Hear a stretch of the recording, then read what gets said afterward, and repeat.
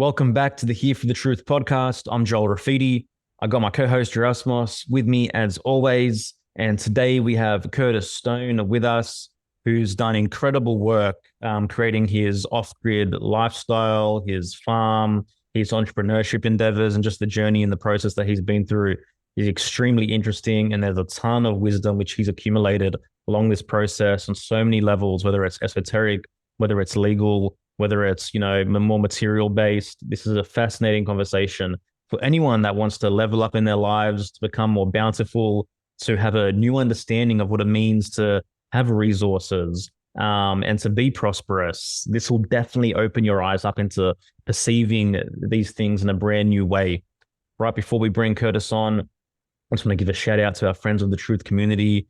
We love you guys so much fun hanging out. And this is my main form of social media now, for sure, is hanging out with the Friends of the Truth community in our private Telegram group, which is, subgrouped into 22 different or more, subtopics where people are communicating and dialoguing on and laughing and sharing hilarious stories and being so interconnected in these different things that are going on.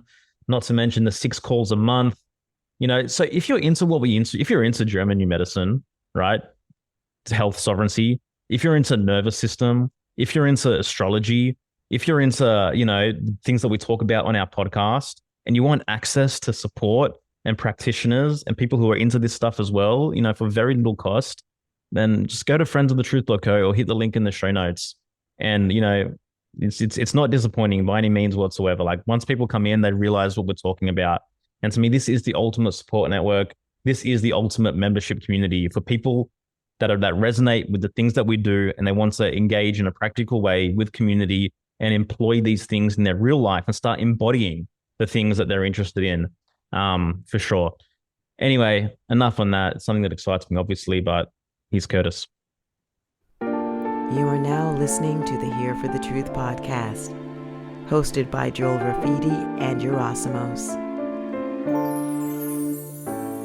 Curtis Stone is an internationally recognized industry leader in small-scale farming, regenerative agriculture, and self-reliance. His book, The Urban Farmer, is a standard material used by market gardeners and homesteaders around the world. He's the co-creator of freedomfarmers.com, a platform and community dedicated to self-reliance that teaches people how to get on the land and everything from there. He lives off-grid with his wife and children in southern British Columbia, Canada. Curtis, thanks for being here for the truth. Happy to be here, guys. Pleasure to have you, man. As our listeners know, one way we always like to kick these off, especially with first-time guests, is we'd like to dive a little bit deeper into your personal hero's journey. Like, I'm sure there was a process from A to B for you. And so what are some of the major rites of passages and, I guess, catalyzing moments that led you down this path? So people know me as the urban farmer, and I changed that because I was no longer urban farming, and I was frankly no longer encouraging people to move into cities. I'm saying, farm, but do it out to the city because the city sucks. Anyways, when I started that business, it was kind of coming out of being a musician in Montreal, and had a long, after about 10 years, trying to make a career to being a musician in out east between Guelph, Ontario, and Montreal, Quebec. And I got really burnt out on that. And so when I started the farm, my motivations were just preparing for the shit hit the fan, basically. But I did it on urban lots because I had to, because I couldn't afford to buy land. I had no money. I was just a sort of a burnt out musician. And yeah, man, I mean, where do we want to go with this? I think maybe you guys need to direct me.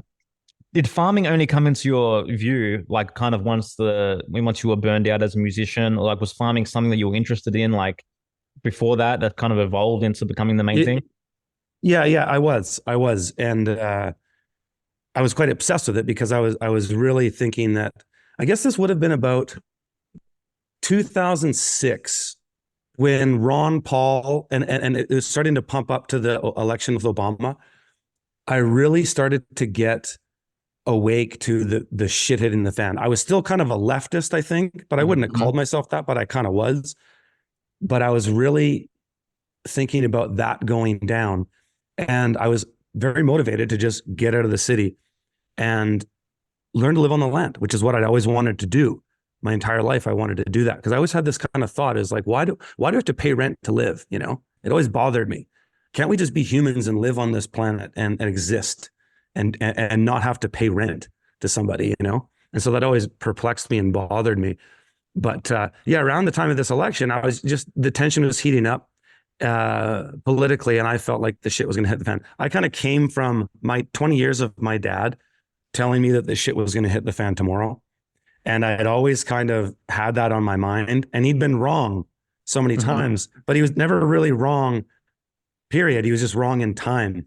And so he was telling me these things, you know, since I was 20 years old, told me about the Federal Reserve Bank and all this stuff motivated me just to learn how to live on the land. Because if I strip myself down, what do I have? You're just a guy on the land. What the hell are you going to do to survive? So I became obsessed with that. And that was the kind of motivation that's got my farm started. Yeah. Don't you think like most people tend to get the timing wrong? Like people like to think that change and some drastic things are going to happen way quicker and way faster than it really does. Always. That's what it all is. And that's kind of where, yeah, it started for me, was that fear. But I learned to not be fearful. That's where I am today. But it was a fear that motivated me to learn a thing. Because I'm like, I'm a musician. What the hell do what can I do? If the shit hits the fan, what the hell can I do? I was a good tree planter. I spent a lot of years. Play some beautiful somber going out music for us all. Yeah. I was just thinking about the last scene of the Titanic, the movie. They're like playing the violin as the yes, ship's exactly. And that sort of proverbial idea of the Titanic sinking is something that's really carried with me a long ways to where I am today, and kind of looking at Western civilization and where it's going and what's happening. It is much like the Titanic. But yeah, man, I mean, I got, you know, super motivated to farm. I did that for almost 10 years successfully. And in that time, I did many things. I started an internet-based business. I launched an online course in 2016, had a published book in 2016 as well. And yeah, a lot of opportunities. You know, the thing that's kind of neat about my journey that your listeners might appreciate is that you kind of find the truth out as you go. You know, you kind of just go at it and hope for the best. You know, for me, if things have aligned for me, it's like I'm good at it. I enjoy doing it. I feel like it's a win-win. People are benefiting from it.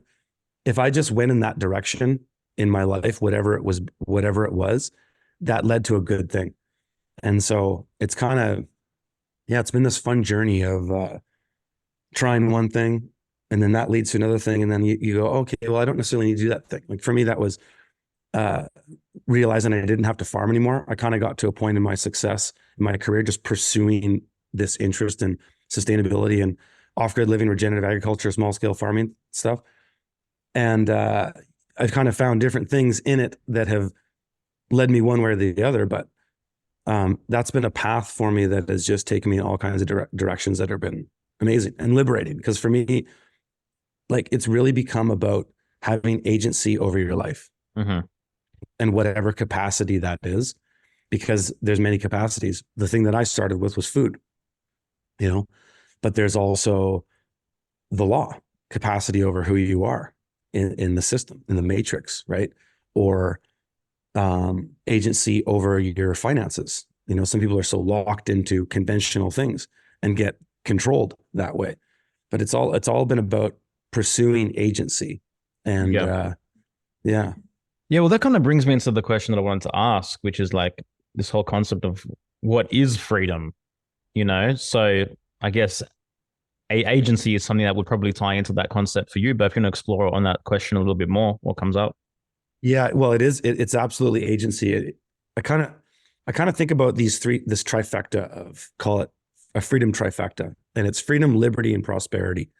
So freedom is really just the ability to choose, having the agency in your life to choose to be free, to choose to not go along with the current thing or whatever it is. That's important. But freedom is only the choice. What's after is the self-determination. It's the okay, yes, you don't want to be part of the new world order. You don't want to be a cog in a wheel. You want to be something else. There's work involved with that. Then that's liberty. Liberty is the idea of, Americana of people moving west to pursue. We just want to be free. We just want to fucking set up businesses and build stuff and do stuff. That's liberty. And then that work lends itself to your prosperity, because that's the work to get to prosperity. And so that's sort of my trifecta of freedom. But that's, freedom itself really just comes down to having the ability to have the agency to choose whatever it is. Yeah, it's an interesting proposition when I think about self-determination. Like, how many people do you think actually feel empowered to determine their own destiny in life? Very few. Yeah.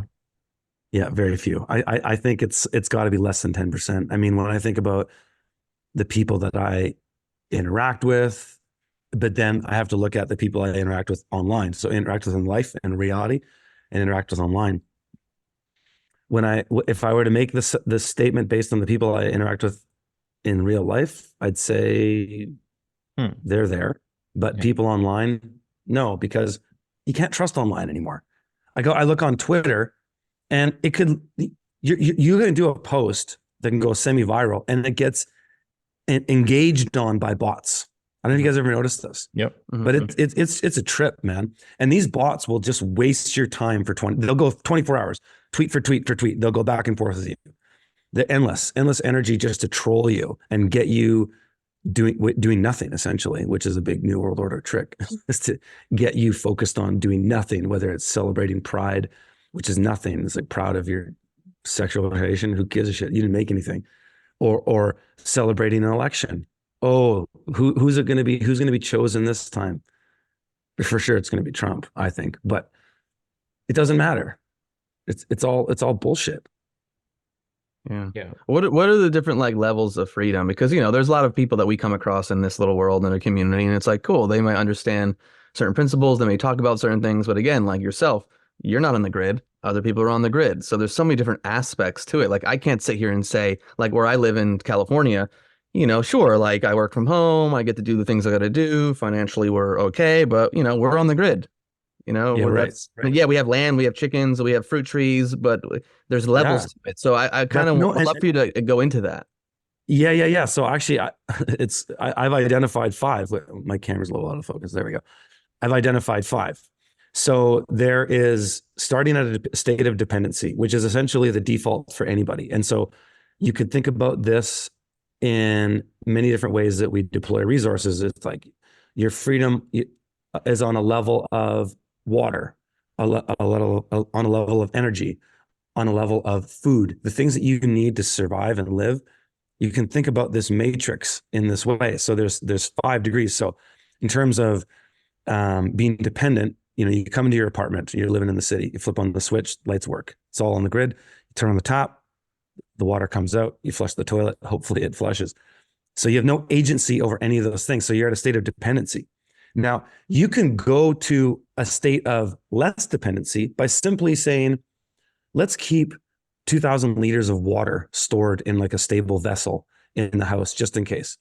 Let's have a small generator and a protocol that if the power goes out, what do we do? Let's have 30 days of stored food. Okay. See where I'm going? Is like, there's a step in the direction of all these things that you need. So you go to a less dependency. Then you can go to a state of, call it security, where now you have, say, a year's worth of food. Now you have an alternative source of water. It isn't just the water in your single family home that you turn on from the grid. You've got some rainwater catchment, or maybe you dug a rogue pit well or something like that. You got another level of that. You've got a backup generator that fires up automatically if the grid goes down, or maybe it's a grid tie system where you've got some solar on there. So that would be a state of security. Now, we go to a state of resilience.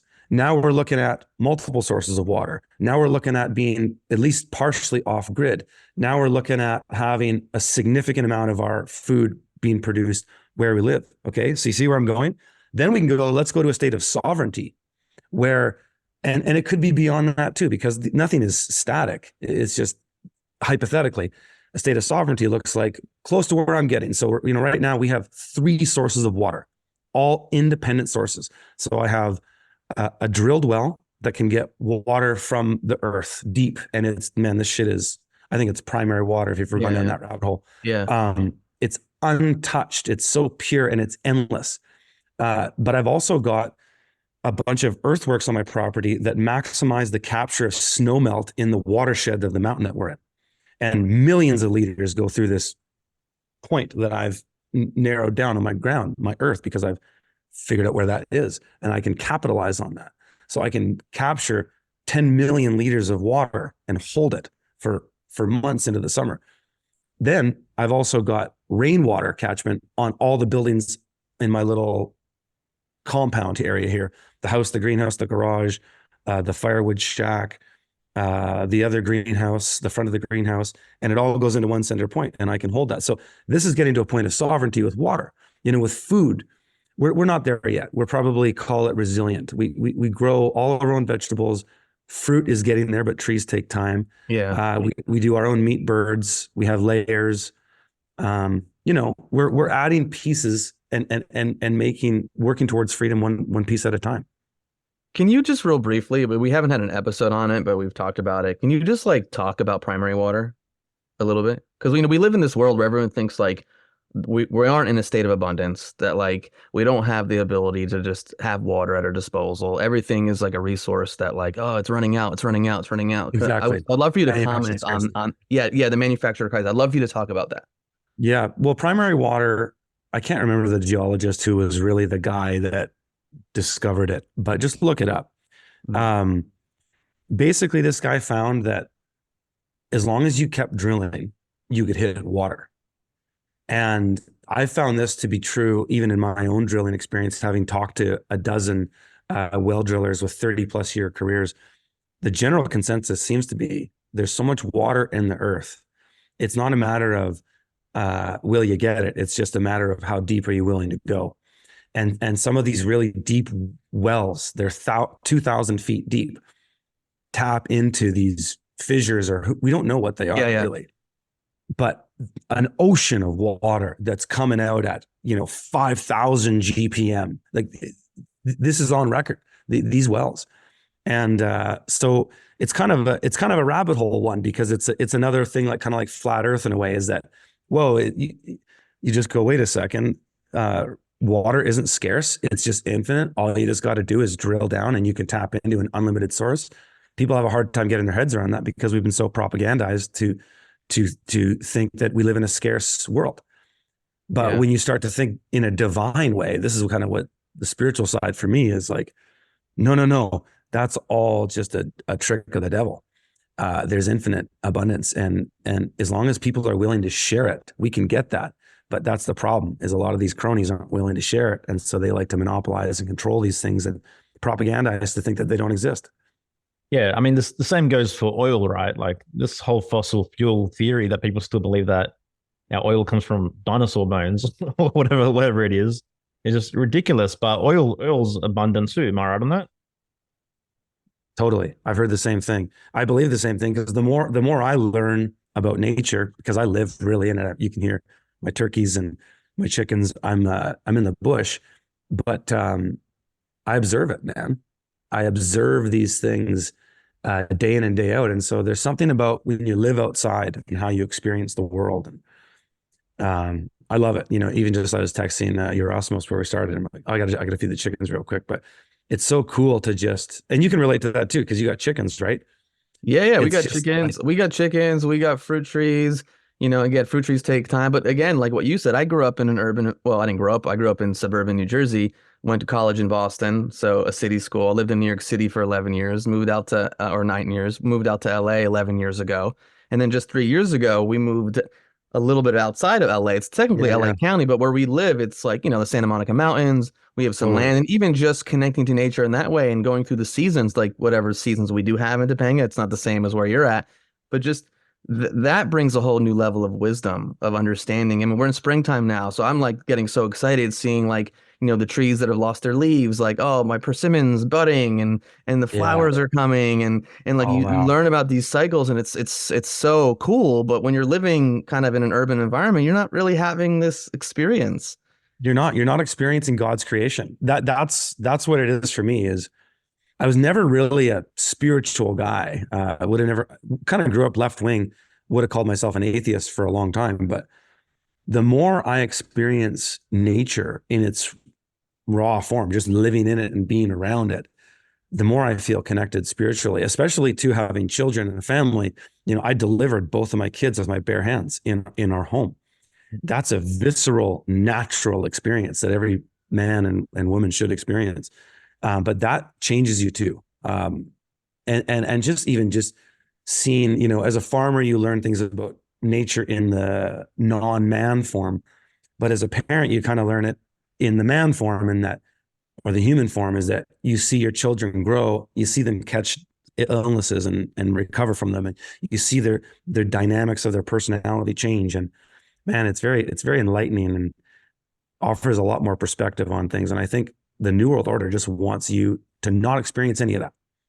They just want you in a city, hacked, tracked, stacked, and packed, living impersonal experiences every day. Everything's online. You don't even leave your apartment, and they want you eating processed food, breathing processed poisoned air, being surrounded by electromagnetic frequencies, just being completely bombarded and assaulted, right?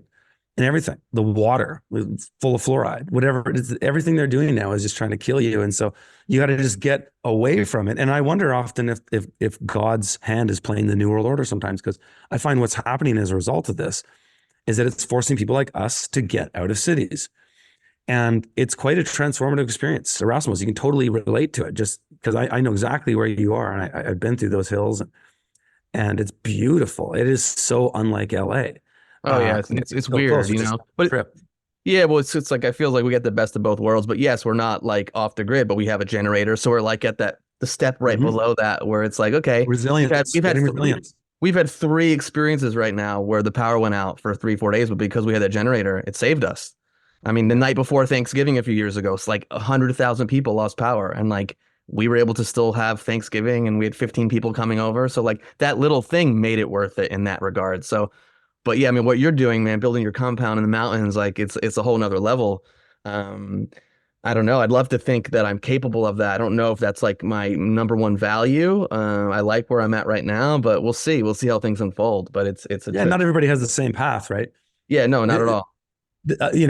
Full disclosure. I mean, my path and pursuit of this has also been incentivized by I've been able to generate revenue out of my passion, which was farming, but then morphed into teaching people about farming, morphed into consulting about farming, morphed into building a homestead that is now sort of a boilerplate that people can use, and helping being a pioneer for that, right? And it's fun.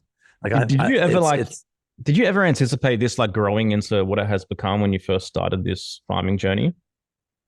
No, no, but I will say this was my ultimate goal. Where I am right now was my goal, just in that it wouldn't have been exactly how it is right now, but it would have been, I want to be living off grid with my family as best as I can. That's where I want to be.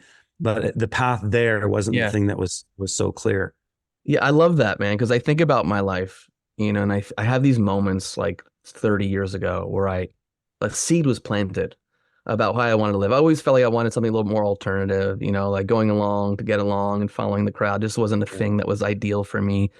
I've been into health for a long time, but you don't know how you're going to get there. And I love knowledge. I love sharing knowledge. I love having conversations. I love being interested in a whole bunch of subjects, but like, you don't really know how it's going to get there. But like what you said earlier, I think relates to, Joel and myself, is like the thing leads to the next thing. If you're honoring yourself, there's something within you. Intuition, something where you go, I'm lit up by this. I'm drawn to this. Let me follow that instead of, oh, wait, I have this feeling, but mom and dad think I should do this. My friends think I should do this. Culture. Yeah. Like, no, you follow this thing and then it leads to the next thing, to the next thing, to the next thing. and then your life is fucking magical. Yeah, it doesn't mean it's not filled with like obstacles and challenges, but that's what makes it worth it, and that's what builds character and resilience. But you're like, damn, how did my life become this thing? And it's because you honor yourself. Absolutely. I would add that what I do is I just kind of follow serendipity and follow patterns. Definitely when something happens fairly close proximity twice, I pay attention. And then if it happens a third time, that's a huge sign for me. And I followed that for 10 plus years now. And man, it really works as far as going where God wants you to go, going the path of least resistance. You're water, right? We're all water, and we follow the path of least resistance as water. And I think about this topographically all the time when I'm designing, landscapes and analyzing properties and things like that, is where does the water flow down to? Where's the lowest point that water flows down to? That's the path of least resistance. And essentially that's a pattern in nature that gets you to where you need to go, which is downhill. And so it's a truism. I observe things like that as truisms. Like that's God's law. And I do that in my life, and it works. And so avoiding conflict, especially if it's unnecessary, is crucial. Not wasting time on frivolous conversations. Like social media is the biggest trap for that.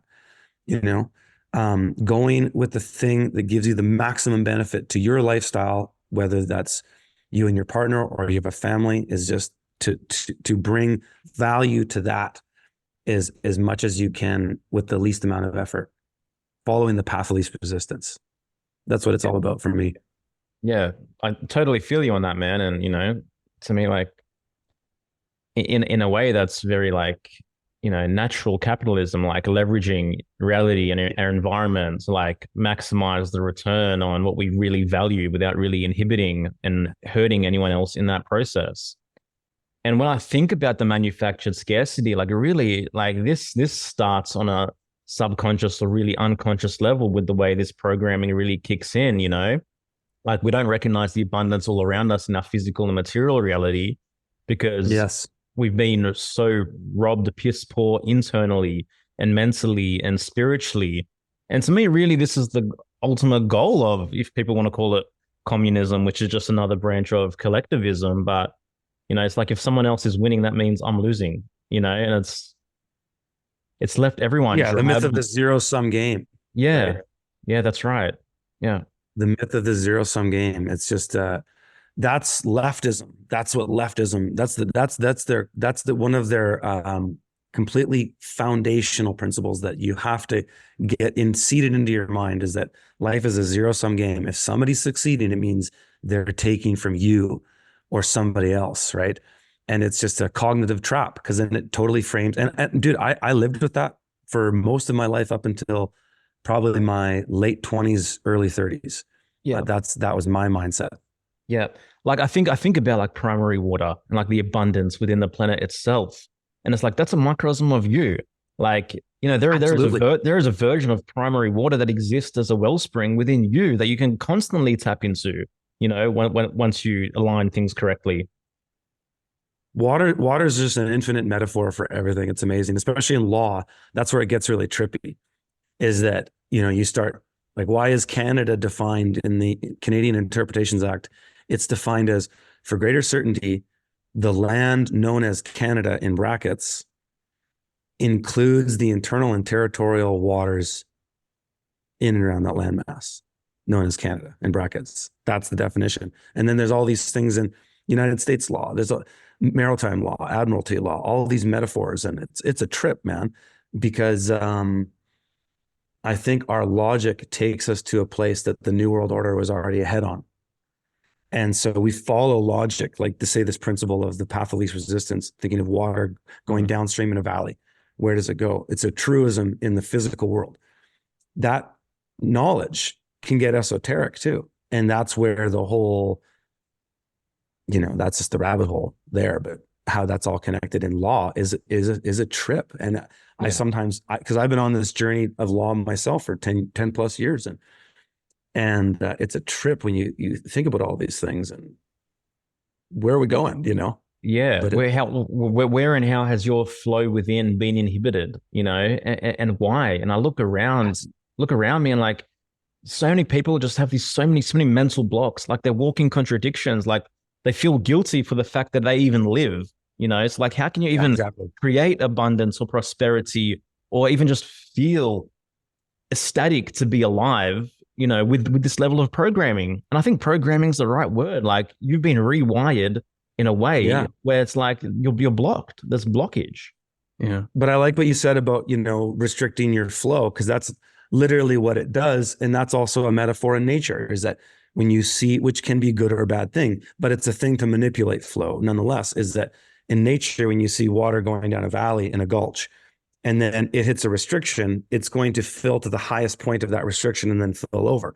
And so if it falls into a valley that has a higher low side, it fills up to that, breaks the dam, or it can flow over and just hold until that point. But that's a truism in restricting your flow and your energy. And so the state does that at every level. And their job is to interfere and basically administer you, have you administer yourself and then pay them for it. But that is to disrupt your flow and get And to siphon that flow into their resources. Yes. Yeah. Yes. You know, I think about this from a physical standpoint too, you know, someone who's studied the nervous system and who's been a body worker for years, you know, even if you think about like the, you know, Chinese medicine theory, you know, it's all about, you know, like flow is good for you. Stagnancy leads to, you know, issues in your body. And, you know, I mean, I experienced that personally and with all my clients, like when you're working with them and if you're knowing how to move properly and that blood is flowing, that lymph is flowing and this chi is flowing, like what's your eternal state going to be like? What's your psychology going to be like? How are you going to view the world? Whereas people who have been super traumatized, you know, that have so much stagnancy in their body, that have so much like, um, well, blocked energy, but like fascial adhesions, you know, that they're not moving correctly. Like, what impact does that have? You know, it has a major impact on your state of being and how you look at the world. So, you know, this flow metaphor is huge, relating to water and just things that move. It applies to so much. Well, and the state metaphor is even more of a trip if you really want to get into it, in that Get what into you it. just is your state of being. So there's the state of being, which is, we could probably all agree on, is just kind of where you exist right now. That's your state of being. But then there's the state. So there's the state, the apparatus of the government. There's the e-state, which is the capitalization of an individual's state. And then there's the Secretary of State. And it's a trip too, because there's all these different states, but these are it's the apparatus of managing your state, because that's this whole weird esoteric psychological but physical game that we play in the matrix. Is somebody wants to come in and manage your energy, manage your flow. Yeah. And how do we get free from that? Right. And that's my whole thing, is looking at all of those things. My main ones were food, water, energy, shelter, but there's many others, right? There's all the things you need to live, everything else, education of your kids, whether you're doing that yourself or outsourcing it, or security of your property or whatever. There's all these states of being that you exist in, but really what they kind of come down to are the 8 forms of capital. If you're familiar with that whole idea on how capital, how it exists and how it's managed, and it's above and beyond money. I mean, I've heard of it, but is that something that you can extrapolate on, or is it like an entire Yeah. on its own? So basically, we all understand, say, financial capital, right? Money as we know it. Okay, that's a form of capital, but it's not the only form of capital, because financial capital in itself is diverse. You've got dollars and cents, US dollars. You've got gold. You've got Bitcoin. You've got other financial assets, right? So that's diverse, but that's finance. That's one thing. Another form of capital could be material capital. I have a upright base behind me. I've got a wall full of DeWalt tools. I've got greenhouses. I've got things, stuff. That's material capital. There is biological capital. So Erasmus, the trees on your property, if they're 3 or 4 years old, that's biological capital that you've deposited into your estate that will fruit for you at some period of time, but it's adding value, right? So there's biological capital. There's social capital, the relationships, the goodwill you have in and amongst your peers and friends and family. Family is another one. I've actually there's 10 forms of capital because I added family and health. Is that your natural state of being, the health and fortitude of your body is also a form of capital, and perhaps the most valuable form of capital. Mm-hmm. Because if you're a guy like Steve Jobs, who worked his ass off, but then on his deathbed was just like, man, I'm sitting here dying, and what the fuck? I could have just taken care of myself, and instead of being a madman with building all this company, I'd be still alive today. Yeah. So that's Sorry, I was just going to jump in there because that just reminded me of a quote I came across. We're looking at 2004, and it became the signature of one of my emails, my first email, and it was supposedly from some Greek person, and the quote goes like this: "When health is absent, wisdom cannot reveal itself, art cannot become manifest, strength cannot be exerted, wealth is useless, and reason is powerless." Herophilus, 300 BC. I mean, I don't know if he really said that then, but it's a quote that's like spoke to me. Quote. And it's something that's resonated deeply, because one of my values is health, because, I want to live a long life, a fruitful life, and live healthy. Yes. I mean, my dad just passed away last month at almost 94 years old. And what a life. He went out on his feet, like he didn't really decline cognitively. And like, shit, man. I mean, like that comes from the old world, the old country. Like we're not seeing that these days. We see people that have been born and raised in the matrix in the US, and maybe not honoring these principles that we talk about and that we espouse, and you see what kind of lives, they lead and how they die as well. I know. So that's health. But think about another form of capital, spiritual capital. And I would actually put, if there was a hierarchy, I would actually put spiritual capital above health, because as you know, if you're in a toxic mindset and you're it destroys your health. That's if you're into German new medicine and stuff like that, which I am, there's a lot there. So, but anyways, that's another form of capital, spiritual capital. Another one, how many have I said so far? Social, financial. We talked about G&M in Acapulco. We talked about. Yeah, but anyways, there's a whole litany of them. Yeah. And they just basically identify what wealth is. And so the very liberating thing about this, if the pursuit is freedom, liberty, and prosperity, as it is for me, to have a firm understanding of all these forms of capital allows you to compartmentalize and sort of deploy resources according to an allocation of these things. So let's say I don't have a lot of money, but I have I'm a good person. I have a lot of good relationships out there, and I know people. That's something that's a huge resource for you. You're healthy, you have a spiritual fortitude. You're optimistic. You're moving forward all the time. You can get anywhere. Financial capital is meaningless when you have things like that, right? Because as we understand and know, the capacity of an individual is infinitely abundant. So when you have those things in line, basically the sort of message is that anybody can look at their life. If you really evaluate what you have, if you look at it in the 10 forms of capital, you can realize that you're a lot richer than you think, because our society is so taught you to obsess about money. Yeah. But money is I'm speaking to the choir here, right? But it's not very much. It doesn't mean very much if you have all these other things. And so it's liberating. I think in a time like today, people need that message. Like, hey, you know what? You think things are fucked, but you might have way more than you actually think you do. Yeah. And then, I mean, like this really harkens to like the entire power of gratitude and, employing a gratitude practice in one's life, because based on this discussion, really what that is just, doing a capital assessment each morning and looking beyond it's a P&L. It's a P&L, looking beyond the superficial idea of, what my capital is, and taking a stock take, Yeah. It's just like doing a construction project. Like I've been in construction and building here for 3 years now. You need to know what materials you have. You need to know what tools you have and what materials you have, so that you can deploy those resources effectively, and you're not wasting time and you're getting the job done. it's all, and that's how I think, because I'm a farmer, I guess, at heart. I guess I'm a guy who's really rooted in the sort of the resources of the operation, but that's how I look at it. Yeah.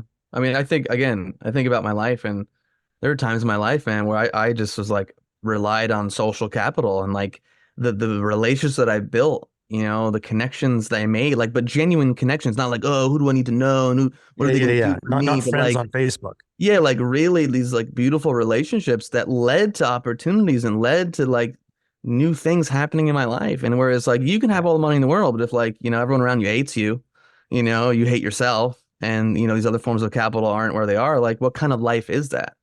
So, It's empty. Yeah, it's balance empty. ideally you'd love to have balance in all the areas, where it's like maybe Absolutely. maybe you're not at a 10 and one and all the others, but like, all right, like It's you're in a good, dynamic, man. It's infinitely yeah. dynamic. And as Yeah. you age, things will change, Yep. Like for me, when I came into being an entrepreneur in my late 20s, um, I didn't have a lot of money and I was just grinding it. I didn't have a wife or kids at the time, so I could just grind. I'd work like in 16, 18, 20-hour days, 7 days a week, and just grind to really move things along. You're leveraging my health. I'm leveraging my physical capital to get a financial capital or resources. And so these things become dynamic. Where now I'm in my mid 40s, and now I have more financial resource, biological, family capital. I've moved into other type things, and then I'm not leveraging my health as much anymore because I'm in great health. But at 45, I don't want to work and grind the way I did when I was in my late 20s, because it's just, I have a family, I can't do that. And so it's working Yeah. smarter, not harder. It's a fun transition. Yeah, and it's dynamic according to your values, which are shifting as the seasons change in your personal life as well. Now, a short break from the episode. On June 20th to June 24 in Mendocino, California, the Music and Sky Festival will be taking place once again. This is the family-based one. It's called the Great Outdoors. Camping by, a beautiful river, amazing workshops, amazing healing modalities going to be present all around, amazing people, amazing music, amazing speakers, and knowledge being disseminated. So if you're down to like connect in a real way, have fun, learn, enjoy yourself, bring your family, and just there's so much wealth that can be gleaned by connecting in person, and our cups can really be filled in a different way. Erasmus and I are both going to be at the Music and Sky Festival. We're going to be speaking. We'll be doing a joint speaking together. And plus, I'm going to be performing as well my brand new album, which is yet to be released, but that is deep in the works as well. So by using the link in the show notes, you'll get 10% off Music and Sky tickets. And we'd love to meet you. We'd love to hang out with our listeners. We'd love to see you in person and get a vibe and all the rest of it. So I can't speak highly enough of what Mike and the team are doing with Music and Sky. Back to the episode. Could we get into, because I know you know all about this shit, and you said it earlier, like, for 10 years getting into like the law. Like you tapped into like, okay, admiralty law and maritime law, but like, what the fuck is this stuff? Like, how are we being played? How are we being enslaved? Like, obviously it's a very massive topic, but like, give us a summary. Okay. I'll tell you how it's been, I guess, as far as I've experienced it, is that, I call it the matrix. And so what it really is the legal system that controls everything in our world. So primarily it controls the banking, and law, as we understand it, really comes down to banking. It's the way the fiat money system is and how it leverages debt based on promises to enslave somebody through an income tax or whatever. That's what this system is. And so all the codes and ordinances and the laws, federal, provincial, state, the bar association, all of these things are tied into this commercial law system, which is basically, in my opinion, an inversion of the Bible, in that the law, if you go back in history and talk about law, what is law? The law in Western society, Western civilization, has been the Bible. And that's why there's a Bible in every court. The whole system is based around the Bible. There's all these ties to the way the system works on the Bible. And that's the truth. That's is just like the Quran is in the Eastern world. All laws in the Muslim world are based on the Quran. It's the same here. But what the system has done, the matrix, so you were born a man or a woman, and you're just a living flesh and blood human being. You're not a legal person, right? You've probably heard about the idea of the legal person. It's a construct created by the state to have a commercial representation of you that can be administered. And that's the matrix, is the paper world of administering all of these things. And that's the whole statute law system. But what it is referred to as color of law. It's not the law, it's the likeness of. So if you Google color of law, what that means, it means the likeness of. So the system, the matrix, is not the law, it's the color of law. It's just like you playing a video game. There's you here, and I'm holding the controller, and then there's the game inside the computer. That's the matrix in another level. But that's what the legal system is it gets you into this system. So you have this apparatus. And I spent many, many years trying to figure out why do I have to pay income tax? Why do I have to, that was a big one, because I started to, make some money in my career. And I remember this one year, I think it was in 2017, I was going to pay $70,000 in income tax. And it was literally all the money that I had in the bank account at that time, kind of getting to the year end. And so I'm just like sitting here going, are you fucking kidding me? I worked so hard to get to this point, and now you want to take everything that's in the bank. And that started to really just piss me off. And then, looking at the way the system poisons us in every way too, is just a whole other rabbit hole. But the law is, what we think of the law is not the law. It's this matrix. And we can decide how we engage in that matrix. Most people just didn't realize it. Mm-hmm. Yeah, man. It comes down to energy. They're trying to dominate your energy. They're trying to harvest your energy, and that's ultimately what tax is. And, that's ultimately the issue with fiat currency as well, is that every time inflation hits, they're not really depleting the value of the dollar. They're depleting the value of your life force. They're depleting the value of the energy that it's all siphoning to trade that. It's all and that's where the metaphors of water all come in. Is because water is a metaphor for a truism in nature, and that the way it flows and follows the path of least resistance is that truism. So we can agree probably, and I'm not saying the Matrix makes this claim. This is my philosophical understanding, as you might have it too, is that that's a metaphor for energy. And then the whole system is managing your energy. And so you can learn to not have them manage your energy by understanding who you are, what you're not, and also learning a bit of their rules. I say to people, if you want to live without rulers, you got to learn the rules. Learn the rules first, and then you can learn without rulers, because then you'll be able to tell them and engage with them that whether you're interested in their service or not, and what conditions may be applied, if so. Yeah. Income tax is such a huge subconscious driver of demoralization. Whether people are conscious of it or not, like there's always that looming thing, where at the end of the day, 30 to 50% of my energy, being the money that I've accumulated, is going to be stripped and going to service of something that I've got no idea about. I think it's a soul harvest, man. Yeah. Income tax is just a soul harvest. Yeah. They're just cropping off your soul. Because it's the act because they don't need, let's be honest here, they don't need the fucking money. Especially in the US. The US prints more money in a day than like many other countries combined, right? So income tax is completely pointless. But it serves two purposes, really. Physically, it services the debt, as they say. But secondarily, it just completely demoralizes you. Because it's a drag when you've hustled and you're writing a five to six figure or more check to the government, especially when you look at all the shit going on. Like if we lived in a system where there wasn't Hillary Clinton's and Jeffrey Epstein's and Rothschilds and whatnot. We had a system based on Nikola Tesla's energy model or something. You know what I mean? Mhm. I wouldn't be complaining about income tax. Yeah. You know, Well, especially like you knew where it was going and it was creating things that were in line with your values. But like this idea, like, oh, I'm paying for the taxes to help create good roads and no. bridges. And it's like, are you fucking kidding me? The gas tax pays for that, if anything, and you can follow that accounting records. But income tax, if you really look, I mean, at least in Canada, I don't know I haven't gone into the US, but I've looked at the Canadian quarterly reports that are filed at the US SEC, and it shows you straight up where the money goes, and it all goes to just service debt.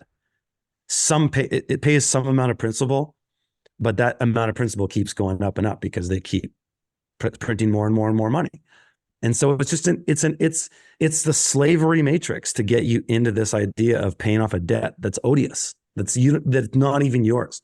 It's a black hole. Just a black hole. It's a black hole. Yeah. It's just demoralization, soul harvest. Yeah, and for me, like I think like the parasite class, like they're unable to morally create value of their own, you know, and that's kind of tied in as well. Like these are the most incompetent on the base level. They're the most incompetent fucks on the planet, and that's why it requires force, coercion, manipulation to this degree, because they got no idea how to morally or adequately trade value for value. No, and obviously something that they've been doing is working for them, right? And they've got an institutional aristocracy behind them for it. But no, you are right, and I think that's the power of the information of knowing how to escape it to some degree, is that, you know, that's a big part of your energy. You know, if people are paying that much tax a year, what could you be doing with that money if you didn't pay that? You know? Yeah. So, but you know, my engagement with the state has been on many other levels outside of that. I mean, coming after me on things on my property or trying to shut my farm down. You know, it's all a Tai Chi game. It's all about just learning how to be like water and follow the path of least resistance. Don't get caught up in their traps of just trying to bait you into everything, because we have a choice. We have a choice with everything. People just didn't know it. Yeah, but you know, this is the sorry, bro. This is the you know, what is it saying? Quid pro quo, whatever it is. This is the thing. It's like it's the path of least resistance, but at the same time, that path of least resistance is going to require you to exert energy and to exert mental effort. You know, most people, they don't want to think about fighting the state. They don't want to think about having to learn the law or understand the rules, right? Because we've been programmed to believe that that's all too hard. It's all too complicated. Yeah, exactly. We want the convenience. We want the comfort. But in order to carve out that path of least resistance, it requires energy to be exerted in that direction, to dig the hole, to dig the trench, to get the flow going, etc. 100%. It takes effort. It all takes effort. But yeah, how much it's worth it to you depends on your situation too. You know, one thing I tell people is, if you want to engage the state less, and before you learn anything about the law, just move out of the areas where there's concrete. As simple as that. The state exists physically in places where there's concrete. And the more concrete, the more state. And there's a direct correlation. And then with that comes with amount of people. So simply that if you move away from concentrations of concrete, buildings, and people, you remove, like, in my opinion, 90% of your problems. Because even issues with the state are most often triggered by people complaining, like a neighbor complaining, right?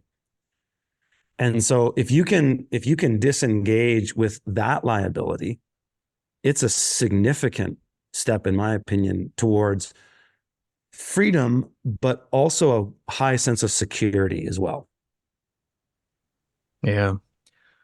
So you mentioned earlier around, like, if you don't want to have rulers, you need to learn the rules. Because I think so much of this, and we had this chat, like, what actions do you take and what language do you use when you're communicating? So during your journey, the last, 10 years or so of studying these subjects, like, are there books? Are there courses? There aren't books. Honestly, there aren't. I'm teaching a course now, just privately. Like, I'm being super low key about it. People have to email me and then I'll tell them about it. But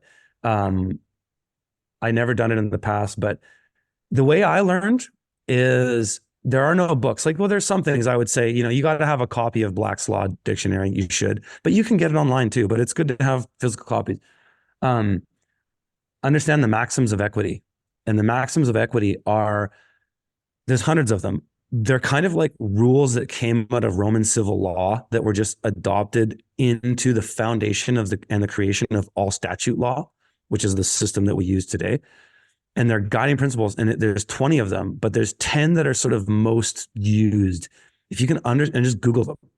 I don't want to go through all of them. We can talk about some of them, but there's a lot to it. But basically, if you can understand that, and you understand legalese to some degree, some key words, because if you read most statute law, most people will read words like certainly or certainty or includes or person and interpret certain things. But you need to have a basic framework foundation of legalese to be able to even interpret the law to begin with. So I would say you need to have a dictionary and know how to use it, and always look up words that a word like includes is a really good one. If you guys know about the word includes. No, it's a lot. So includes in common parlance means, let's say I said to you guys, hey, I'm having a party at 8. Come on over. Dinner includes some ice cream and cake. You would assume that there'd be a dinner, like maybe who knows what it would be, pizza, or a turkey dinner or whatever it is. And then there'd be dessert. But what I said legally is there's only ice cream and cake. Mm-hmm. So the word includes goes back to a Roman maxim word called inclusio. And it means the inclusion of one is the exclusion of everything else. And so the foundational definition of the word include, and once you understand that one, you'll see it used in television advertising all the time. When those guys do the little blurbs, side effects include. Exactly. It's all full of legalese. And so you got to have a basic understanding of legalese, and then understanding the maxims of equity really help, because one maxim of equity is that no man shall suffer an injury without a remedy. And it fundamentally means that in statute law, because it's color of law and not the law, there has to be a backdoor for everything, because it's a trick. And so it's almost like in my opinion, it's the deal that God has with the devil, is like, okay, you can go and play your trick, but the remedy has to be there. And so it is. And it's a trip, man, because I've read hundreds of statutes, Canadian statute law, and acts like the Oceans Act or the Shipping Act or the Citizenship Act or the Interpretations Act or the British North America Act or whatever. You read them. And I'm not suggesting people do. At the same time, if you want to learn particular law, there's nothing wrong with it if you're interested in it. And it is a mind fuck. It is a journey, because you'll read these things and you'll just be like, boring, boring, boring, boring. What is that? And then it'll chase you down a rabbit hole, because you'll find a link to another act and you got to read that one. It's chasing a rabbit trail. But basically, if you have a framework of definitions and understand principles, you can find remedy in everything.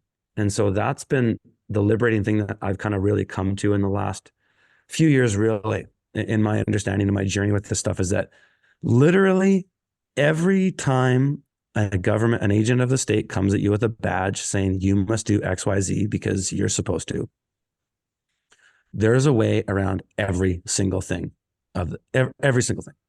It's all a facade. It's all bullshit. You just have to figure out what it is. And it's not always the same. I think there's some principles I use when I'm looking for a remedy, but because I know there's certain types of remedies, but that's, it's a journey. I want to ask you this.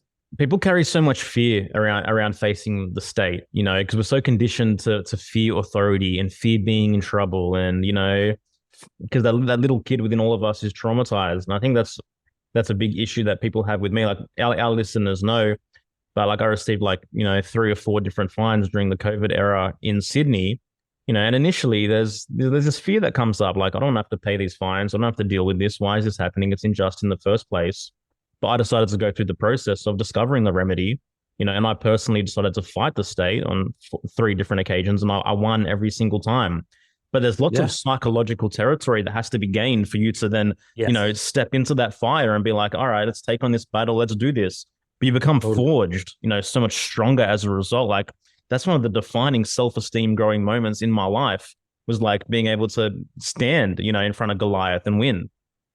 Exactly. Hey, Curtis, this is what I'm curious about.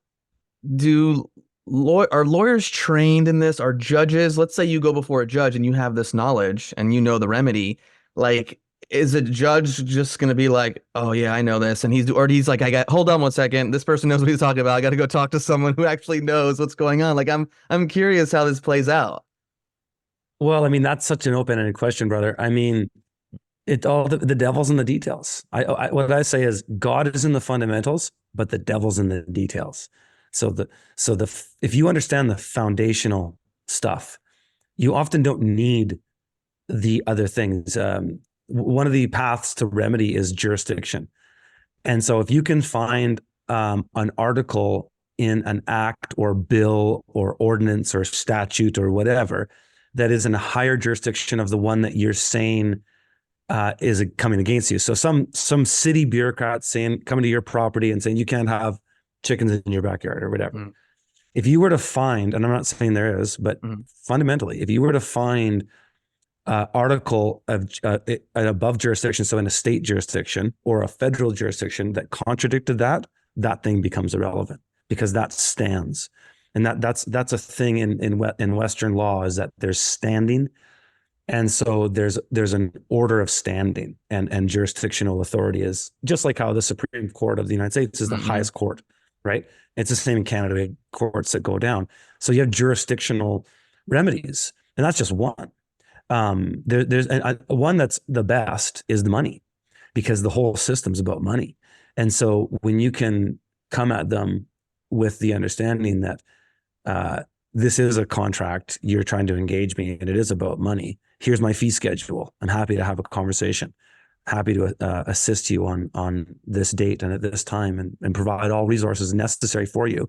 And this is my price. That's one. That's a remedy that wins a lot, I would say, because it is about the money. But sometimes it just comes, and you know what, Rasmus, it's not about being in the court, because for the most part, when you understand commercial law and what it is, and it is about money, and it's just about standing and capacity and all this shit, is that you just go in and play their game and speak right to them, and they'll sort you out. They'll get you to the right person you need to talk to. I found that there's sort of levels to the agencies, and that, we all have this idea of, what is the state? But it really exists in kind of 3 different ways. There's the political state, which is the bullshit, the rhetoric you watch in the Senate hearings or whatever, that stuff, elections, political. Then there's the apparatus. There's the administrative state, the physical buildings, the people employed, whatever. But then there's the law, which is the written word that dictates how the administration runs, and even dictates the rules of engagement for politics. The law is everything. And so they want you engaging in politics. They want you doing January 6th, right? They want you doing shit like that. They want you getting angry on social media and then making threats to groups of people. And they want you getting caught up in that whole dog and pony show. But we go right into the law. It transcends all those things. It has a jurisdictional authority because it's first in line. And that's a thing in Western law is in time. That's a maximum of equity. He who is in time always wins, or something like that. But that's how it works. And so if you can get ahead of the line, or you can get ahead on the jurisdiction, you can solve a lot of problems. And it is a rabbit hole, because it's not always the same thing. I found that in law, it's one or another thing, or one or the other thing. And sometimes when I write letters to these guys, because it's all about letters, it's not about going to court. If you're doing this right, you're not going to go to court, because you're going to settle the matter right away, and it gets settled. And yeah. Well, because I guess let's say you're living in a certain area and a neighbor calls the county on you for whatever, like normally would they just like send a letter to you first, hey, you've been a complaint, or they just show up to your house? Because I'm curious, like if they just send a letter first, hey, so and so, you've received a complaint, then you go through that process, as opposed to like what if they like buzz at your gate, or you buzz at your They door. usually start with a letter, and the devil's in the letter for sure. Because I found sometimes a remedy in a situation comes right from the first letter, and there'll be a conditional thing on that letter. There's like a disclaimer or a conditional thing. And in reading that, it'll disclose real details about what is actually going on. Are they coming at you for damages? Are they coming at you for a claim or a dispute on a title? Are they coming at you for money or whatever it is? But the devil's in the details. So it's really hard to say, what if this happens? What do you do? Because it's like, man, you got to read that letter, and you got to read every bit of it, take some time with it, but you always have to respond. And that's the thing. And that's another little remedy too, is just kicking the can down the road. In Western law, unless somebody's coming at you with like a civil forfeiture, some kind of harsh commercial lien, or some kind of harsh legal instrument, as long as you're sending letters back to them, you can just reset the clock constantly. Just every 72 hours, just reset the clock. You can get away with it probably every 7 days, but you can kick the can down the road. And as long as you're doing it in good faith, they'll hear you out, at least in my experience. I mean, I know people always say, well, what about these guys that did this? I'm like, I don't know. I don't know the details of that stuff. It's hard to comment on specifics, because it is, as I said, the devil's in the details. Like with the understand, this is what I love about God's law. This is why if we ever create our own place, we want to create the truth or utopia. The God's land. Just get back to God's law. It's that simple. And I think that could probably be best expressed as natural law. If people have gone down the rabbit hole of common law, natural law, all this stuff, natural law is the coolest. But we could get there. But until that, we're trapped in this fucking matrix with the devil, and we have to play the game. And if you don't play the game to some degree, you're just going to get caught out in the wash. It's like going surfing and just getting taken out. Yeah. How do you view God, and what is God to you? I think I'm kind of on the line of the Christian, fundamentally a Christian, but I'm not limited to the idea that Jesus was the only prophet or the only conveyance of the God in flesh and blood. At least I'm open to the other ideas. I think I'm into the sort of the unified field theory. Are you familiar with that? I've heard it, but I haven't like dove into it. Basically, that God, the concept of God. Well, I'm hoping I don't want to claim to be that this is this is my interpretation of the unified field theory. Sure. Is that that God, as we understand it, is essentially the core energy of creation. I once had a mushroom trip when I was 20 years old. Listened to Steve Reich, Music for 18 Musicians, if anybody knows that composition. But it starts with a pattern of it's a pulse. And this is an orchestra.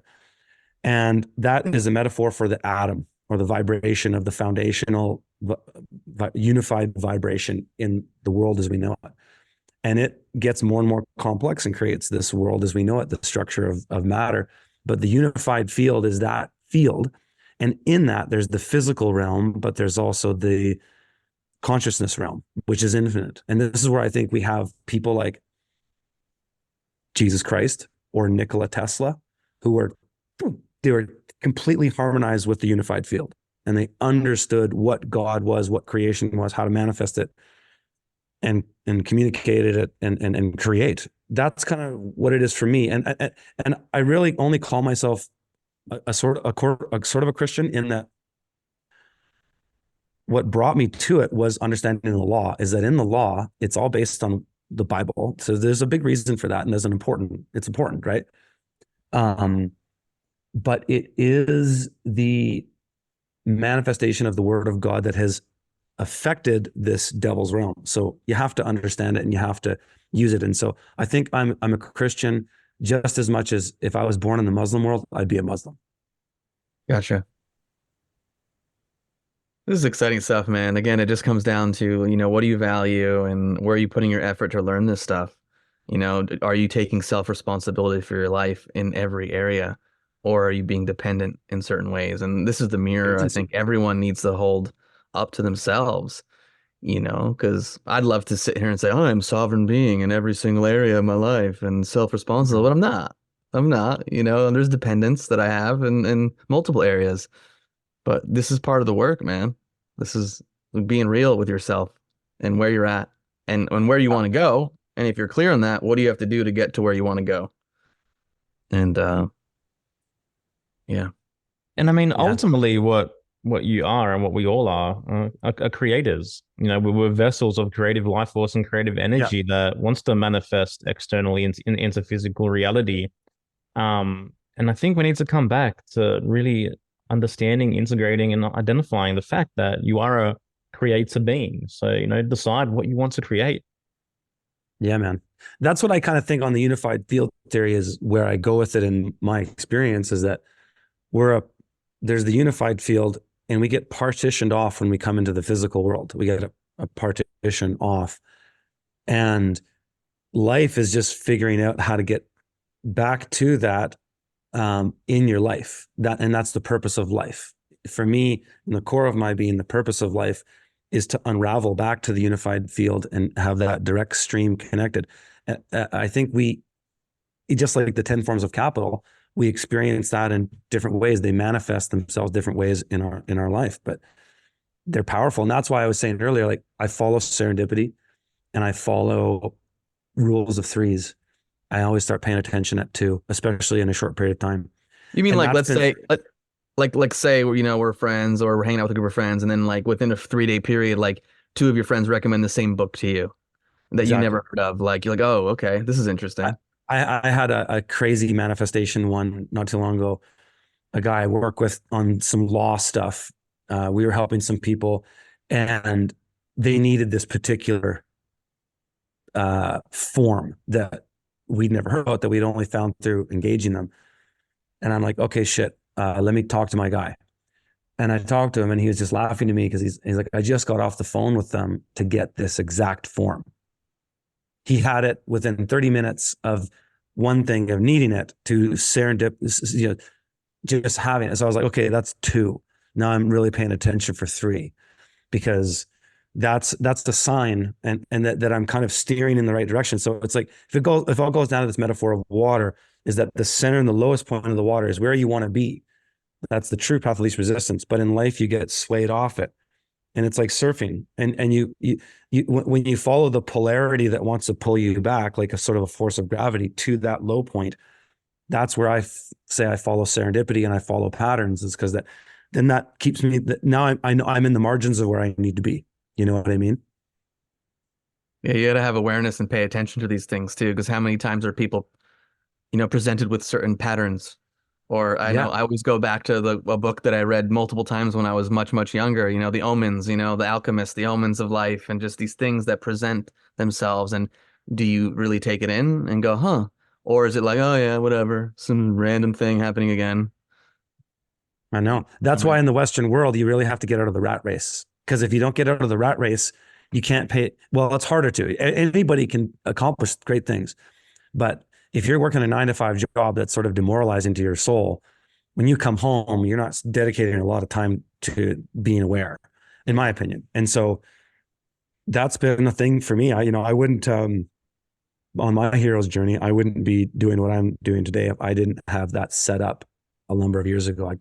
I basically became not financially independent, but where I didn't have to work to pay the bills. Mm-hmm. So I always had enough money coming in passively to pay the bills.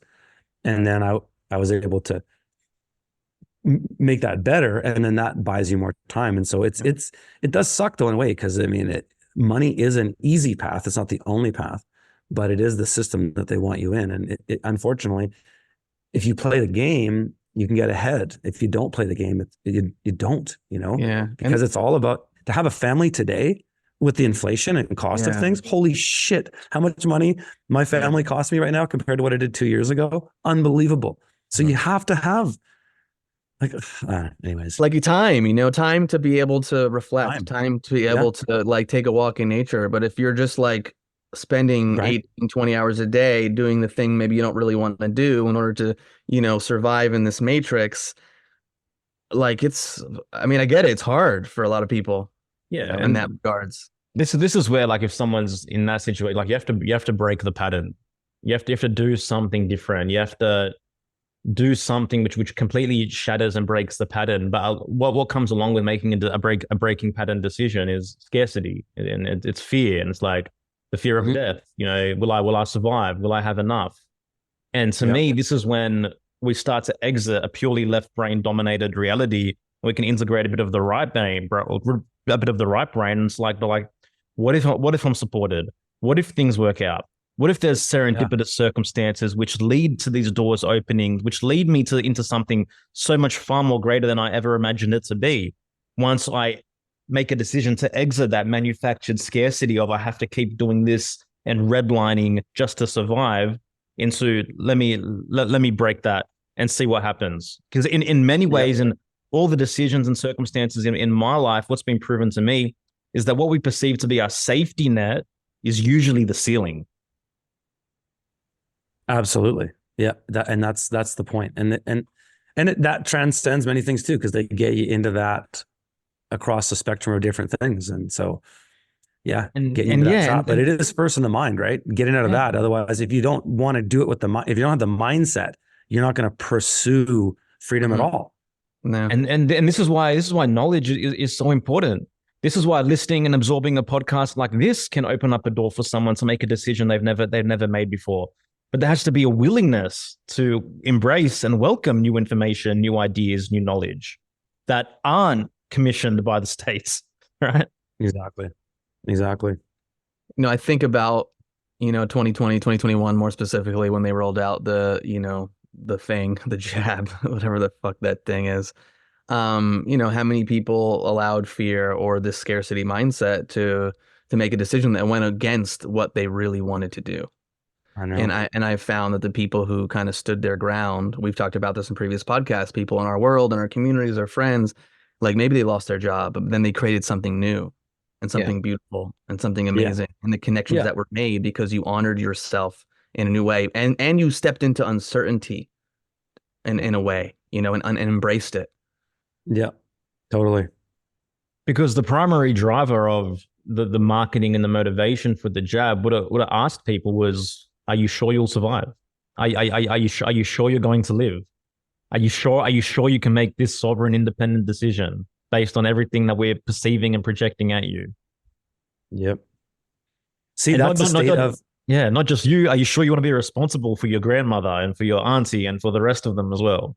Yeah. but you see that ties back into what I was saying earlier about how there's stages of dependency to sovereignty. Mhm. Is that's an example right there of that agency over your health that Mhm. most people are in a state of dependency. Yeah. To be in a state of sovereignty probably looks like you have the means to be able to take care of any situation with regarding your health as far as for us. I mean, we're working towards that. We grow so many medicinals on our property, and my wife has a whole apothecary of things and herbs we can use that we use. That's everything. We don't have any pharmaceutical products. Yeah. We do in our first aid kits, Yeah. my leg gets cut off, give me the fucking drugs. Right. But, thinking about how you become sovereign in any of these things, it's a pursuit, man. It's a fun pursuit. Yeah. You got to enjoy the journey though, because it's work. It's a lot of damn work. Oh man, Like- I mean, I see what you've created where you're at, man, and I can only imagine the amount of work that goes into it. But at least it's work that you're passionate about and it's leading to something that's aligned with like your deepest values. And I mean, there are probably a lot of our listeners that like that's their dream. They're It's a dream, man, doing what you've but it created doesn't is end their there. dream. No. Yeah. What's like? What are you really excited about? I mean, I know there's a lot of doom and gloomers out there in the world and think everything's gonna end, but like the optimistic part of you, like what are you looking forward to? Like for yourself, for your family, for your community, for even the world. I'm apocalyptically optimistic. Okay. I think things are going to be really good for a lot of people, but things are going to be really bad for far more people, and that's all going to be their choice. and I've made peace with that. But I'm optimistic about the world that's being created in sort of a parallel way to the statute world. There's a lot more people out there talking about private members associations and understanding the concept between public and private, because it is probably the Achilles heel of the system, the legal system, is understanding what that really means. But people are getting that, and I'm meeting more of them every day. And it's totally a game of quality over quantity, because it is, we're Spartans. This is 300 people up against a million, for example. But it's not up against. And that's, I think, the liberating thing for me, which gets me excited, is that I've paid enough attention to the New World Order and the apparatus of the state on a legal side and also on a political side and whatnot for 20 years plus. They have patterns. They follow the maxims of equity. There's a reason why they end up coming and say, "Oh, well, you weren't liable. You didn't have to take the shot." It's because they are following the law, but you didn't pay attention, because during the pandemic, especially the scamdemic, it was the press release about the mandate, and then there was the mandate. And if you read the mandate, often the remedy was right in the first few articles, with all the BS that happened over the COVID scam. And so I don't know where I'm going with that, but the remedy's there, and we don't have to go along with any of this bullshit. I think I lost my train of thought, but. Well, no, you're answering the question, and you're talking about what you're excited about and getting into detail. Yeah. Sorry, no. Okay, let me say that more about what I'm excited about. Is that because there's a lot of people doing good things, and I'm no longer have fear of the New World Order just coming after us for the sake of coming after us. There's patterns that you can easily observe that the reason they come after people is, number one, they're involved in political stuff. They're screaming stuff out on Twitter. They're getting censored all the time. They were at January 6th. They were at the trucker convoy. That whole thing. The New World Order wants you doing that. And so if you realize that that's not the solution, and that the solution is finding remedy yourself quietly, you can get it. And so I'm optimistic, because it's been my experience that whenever these agencies come at me, I can get out of it, and it's all legal, lawful, and honorable, and it's all good, and it would stand in any court. I'm sitting here going, okay, everybody's saying the world's going over here, but I'm looking to my world going like, man, I'm seeing paths to remedy everywhere, and I'm experiencing abundance. We're in nature. We started doing electroculture on our farm, and less chemtrails. They don't stick. I'm experiencing abundance. And I know people can get there. I'm helping people get there all the time. That's what I do. More of my personal private side is I consult with people. I help people get in on their homestead. I help people navigate the Canadian legal system, and, get to freedom. And I'm seeing people come out, and so I'm stoked, man. I think they're going to leave us alone. Agenda 21, they just want the cities. They want an international treaty amongst big cities, and they want mega cities, and they're just going to leave the country alone. But what that's going to mean is that there's not going to be a snow service. There's not going to be the same amount of highway service or fire service. Is that if you're going to live without the state, you really got to live without the state. Doesn't mean you can't engage their services from time to time, but 98% of your life is going to need to be, if you want to be there. And so that's the club that I'm in. And I'm excited about what's going on there, because I'm just seeing a lot of opportunity. But yeah, I mean, I hear you, man. I feel incredibly optimistic as well. Like, the more that I contemplate on it, I'm like, they have nothing. They hold absolutely no power, over me, my life, my trajectory, my destiny. And I think that we all make the world in our own image as well. It's like the people that we work with, the people that our colleagues, people that we connected to, like everyone in their worlds, they're optimistic, they're feeling good, they're feeling empowered, that they're moving towards their values and goals, and it's like there's all these separate mini realities going on based upon, what decisions people have made, what psychological, spiritual, inner work people have done, what effort they've exerted externally to move towards what they say they actually want, and how much authenticity and congruence they're bringing to their daily lives. Like, some people are experiencing heaven. Some people are experiencing hell, and there's going to continue to be spectrums and there's going to continue to be spectrums and degrees of that. And ultimately, it's all dependent upon how much truth you're willing to welcome into your inner and outer world, in my view. Curtis, what's your favorite fruit to grow or tree? My favorite fruit to grow, raspberries for sure. Actually, no, blackberries. Blackberries. I like raspberries because they're a longer season, but I actually like the blackberry fruit better. I grow these, I forget what they're called, but they're thick, man. They're a proper berry, and we pick them fresh, and they're just heavenly.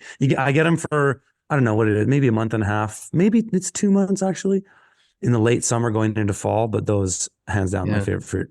Yeah. Well, I'm just starting to learn a little bit about them, but we had set up a couple little trellis areas, like where we planted like 9 blackberry plants, two about it, I don't know, several months ago, and another 7. And the first 2 are starting to, they're starting to fruit a little bit. They can grow, I mean, depending on the soil health. They're starting to fruit for you right now? Well, no, they're like, growing the initial thing. Yes. Well, they're initial, but they're, they're flowering, and they're starting to do their thing. They're a brand. I mean, I can't even speak the language. They're Primark. There's the name of them. They're thornless Primark blackberries that like grow really tall, and they're really thick berries. Amazing. Sounds like mine. Yeah. So I'm looking forward to that. And then I just planted 9 raspberries. Right now they're bare root raspberries, so we'll see what happens with them. But got to learn too, because I don't think the raspberries don't like as much sun. I don't think. Like little less sun. Unless they can take a little, especially for you, that would be an issue. For me, that wouldn't be an issue. Yeah, it's quite amazing. Your season is like 2 months ahead of mine. Like your blackberries are putting on their first little set fruits. Well, yeah, I mean, SoCal, man. I mean, it's pretty SoCal. It's unbelievable. Different. So, but it's a trial and error process, and this is part of it too. It's like, my wife and I are a couple city folk to a degree. Yeah, granted, I grew up. My dad was a Greek guy. We had gardens and stuff growing up, but oh man, Greek gardens was the best. I mean, like we had so many. I have pictures of the tomatoes and then the long flat green beans and all this stuff growing up. Isn't that the best way to grow up? And having your parents have a big garden. It was awesome. It was so awesome, and it's so far. It's so foreign now. Yeah. Oh, I know. Even I remember driving around my town, when I was a kid, and there were like a few people oh wow, they got a massive garden. They got a massive garden. They got a massive garden. Like you don't see that in suburbia. You don't see people that have freaking massive gardens. No, it's anymore. Gone, dude. Well, and even more so because during the scandemic, all those people left the burbs as well. A lot of them moved to the next step. Because another way to think about freedom is urban densification. Is that in say there's urban, there's suburban, there's peri-urban, and then there's rural. And it's all, like I said earlier, degrees of concrete. But the more regulation and less freedom exists, the closer you are to the concrete. And so getting rural really solves a lot of problems. Because even just in the sense that whether you want to play the game with the law or not, there's less bureaucrats driving around looking for things. There's less people making complaints. Mm-hmm. So, it significantly reduces your connection to it. And like even our driveway, like my driveway goes up a mountain. It climbs about 300 feet of elevation from the bottom of it to the top, and there's 4 switchbacks, and it's 0.6 of a mile long. And I've put a lot of work into it, but nobody wants to come up my driveway. Yeah. There's a gate at the bottom as well with a no trespassing sign. And sometimes we lock that gate. And then there's another gate up top. And so people even just drive by my property. You can't see anything because everything's up above. Mm-hmm. That's what I love about living in a mountain is that, well, I wanted a privacy too, because when I was like a popular YouTuber, I'd have people showing up at my house all the time, and it got annoying. And so I wanted to just live more private. I don't want everybody to know where I live, And what's we your have address? it up here. What's your address, Curtis? Yeah. We open it up on Google Earth. That's awesome. I hear you, man. I feel like this whole freedom and state thing. Like I moved to Mexico recently, and it's like my nervous system feels so much more relaxed. I don't fear the state the way You're I in Mexico right now. Yeah, I'm in the Gulf and the Caribbean, and like I don't fear the state. I don't feel the state. I'm not like in Australia. Like the pressure is constant, man. You're constantly having to navigate the state, but you have to navigate the cartel though. And if you start becoming a big wig in Mexico, who's making some money and employing people and making shit happen, you might get a talking to. So that's why I stayed in Canada, is because I said I prefer the devil I know than the devil I don't. Yeah. Not sure you can provide a remedy to the cartel that'll work in the same way. But Money. There's always a remedy to that's the cartel. that's the remedy. But at the same time, like I know people that have left Mexico or Costa Rica or Nicaragua because they started being successful, and somebody said, "Hey, you're down here. I want a piece of the action."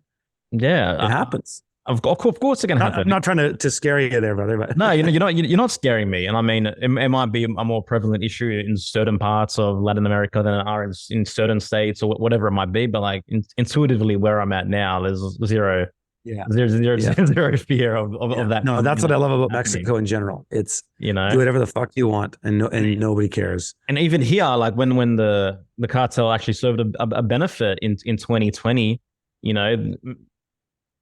this area only closed down for 3 months, and the cartel was like, no, the shops need to open again. Money needs to start flowing through again. So they only felt the physical consequences of, COVID, like 3 months between March and whatever it might be. So again, like the state has a competitor. Like you think about, monopolistic kind of paradigms, like there's another person or entity in the arena. It is. But you know what? The state, I've been an anarchist for a long time, but at the same time, I would say to people, I'm philosophically an anarchist, but I'm practically a statist in the sense that I use the state because I understand law. Mm-hmm. And I feel more justified using it when I can leverage it, opposed to if I'm just a victim of it all the time. And so I do value, because like I've been all around Mexico, and we thought about moving down there for a long time. I could have, because I could make passive income from anywhere for a long time, 10 years almost. So 8 years. I could have done it, but I value better roads. I value not having garbage around. I value infrastructure or services, say drilling wells. I value that stuff. Mexico, it's fucking hard. I mean, to build a homestead like I've done in Mexico is way harder than you think. And it's not because it's expensive. It's just everything in Mexico is manana.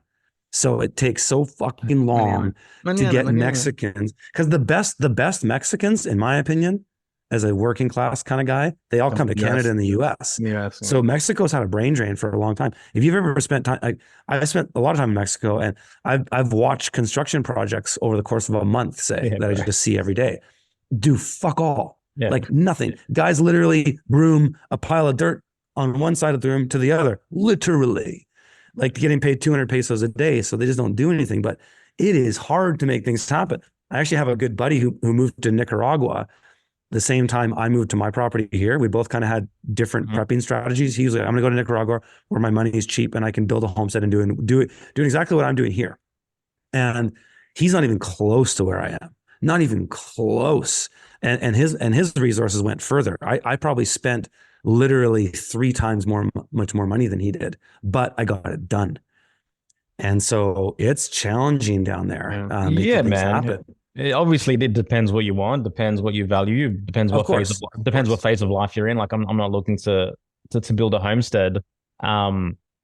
But yeah, like, in terms of you being able to exchange your dollar to get a better quality service for the thing that you actually want to receive, then yeah, you're probably definitely better off, where you are. Yeah. All right, brother. I reckon that we could have just released just the audio version of this podcast. We could have told everyone that the guest is Jordan Peterson, and just by listening, everyone would have believed it. Why? He sounds like Jordan Peterson. No, he doesn't. I reckon he my does. Voice. Yeah, I don't think he sounds anything like him. Yeah, I never heard. You're the first one that's ever said that to me. He's got the raspy and the Canadian slang. Like I can't. Well, you're more raspy today than I know. My voice has stayed raspy since Anarchapulco. Yeah, I was gonna ask you. I was gonna ask you because I was like, it sounds just slightly raspy than when we first met. And I'm trying to take a break. Like I'm not streaming or doing anything like that for a while because I damaged my voice because that conference was so awesome. I was so jacked up. I like completely lost my voice on the last day when I flew home, and then at home struggled, but was busy because there was so much stuff after that happened for me. I was on the phone. And I'm training to be a realtor right now too. So that's a whole other side rail. cool. But I'm on the phone with realtors because I'm basically setting myself to be a referral realtor and then just have relationships with people around the country in the US and Canada. And I'm just on the phone all the time. So my fucking voice is Curtis. I saved it for you guys. Curtis, yeah, I was going to say thank you for spending your vocal capital with us today for 90 minutes or so, man. But yeah, I just appreciate you coming on here, sharing your knowledge and your wisdom and your personal experiences. But how can people that want to connect to you, support you, learn about the things that you know and share? How can they find you? Yeah. They can go to freedomfarmers.com. That's where I have all of my courses and things that my company has built. We didn't talk about any of that, but that's okay. That it's a whole platform with a social media inside of it. It's all private. So there's that. If people want to follow me on Twitter at offgridstone, I'm still on YouTube, but I'm totally censored. If you look at YouTube, Odyssey or Rumble, Off Grid with Curtis Stone, I'm on there. And that's how people can find me. Awesome, bro. Love this conversation. I love being able to make the esoteric correlations to everything that you're doing as well, which is super cool. I think people are going to appreciate it. Thanks for listening, everyone. Stay tuned for the wrap up. Take care. Absolute legend. I just love seeing people do big things in the world and pull them off and move towards sovereignty in such a realistic and grounded way. It's fucking powerful to witness. Yeah. This is what's so cool about some of these like events that exist out there in the world to go to in person. Like, I was at Acapulco recently. That's where I met Curtis. And you meet these people that like you share certain core values, and yet how that manifests and how they're doing different things in the world and the knowledge and the wisdom that they've gained. Like, I mean, just even hanging out with him for a bit and talking to him, like you're like, man, like these conversations are awesome and uplifting and inspiring. And like, you see what he's building in Canada, and it's like props, you get my respect. And I think what it highlights too is it's great to have a fan. It's like great to dream, and it's great to like have an idea of the life you want and what you want to create. But like, what are you really doing to create that? Mm-hmm. What do you need to learn to do the things that say Curtis is doing, and to understand the law and understand how to communicate when like, if the shit hits the fan? And most people, myself included, I haven't gone down the public versus private rabbit hole. Like, they just throw their hands up in the air and then they just go, okay, cool. I'll just do it. I'll deal with it. Yeah, man, exactly. I mean, how are you appropriately prioritizing your time according to what you actually say that you want and say what you want to achieve? And for most people, this is where, self-esteem falls to the wayside because those actions aren't matching those thought patterns that are happening. And so they're constantly having this battle against themselves of incongruence, which is just depleting them on so many levels. This is why we do what we do in Rise Above the Herd and the things that we talk about. But Curtis, like, his self-esteem is through the roof to be able to pull off what he's pulled off, to create what he's created, to be able to have the vision, take the action, then get the result and continue to see it grow and to thrive. Like, that's a reciprocal feedback loop that's constantly feeding that internal self-esteem mechanism, which is manifesting outside himself in terms of the life and that he's living, which is very obvious to see. And this is why, such a powerful thing. Yeah, we that's the first thing that came to mind, because we talk about self-esteem here, and I remember when I first met him, and in my mind I was like, such a high self-esteem being, what he's creating, how he presents himself, how he communicates, how he put the effort in, the mindset to learn the things that you need to learn to do what you need to do, especially at that level. So, I said it already, but much respect. And not only that, to consider that he had a past life as a very talented musician, from what I can gather, playing multiple instruments, being on the brink of cutting it in multiple ways, and to be able to shift from like musical mastery into farming mastery, like, that's, yeah, it's cool. It's very, very, very cool for sure. Yeah. Thanks for listening, everyone. We love doing this. We appreciate you all so much. If you want to take the next step and get a bit deeper, we cannot speak highly enough of our membership community, Friends of the Truth. We have an off-grid channel in there as well, multiple topics, people rapping. To me, it's just the best value anyone can trade to be able to get support and get community on such a broad number of cutting-edge modalities. Anyway, everyone in there is thriving and popping. And if you want to come join the fun, friendsofthetruth.co, or hit the link in the show notes. Take care. Smoking mirrors, I'm seeing through the illusion. Waking up in a time, they think you're in a delusion. Somebody set the alarms, cause they be too busy snoozing. I'm in a DeLorean, fast forward and never...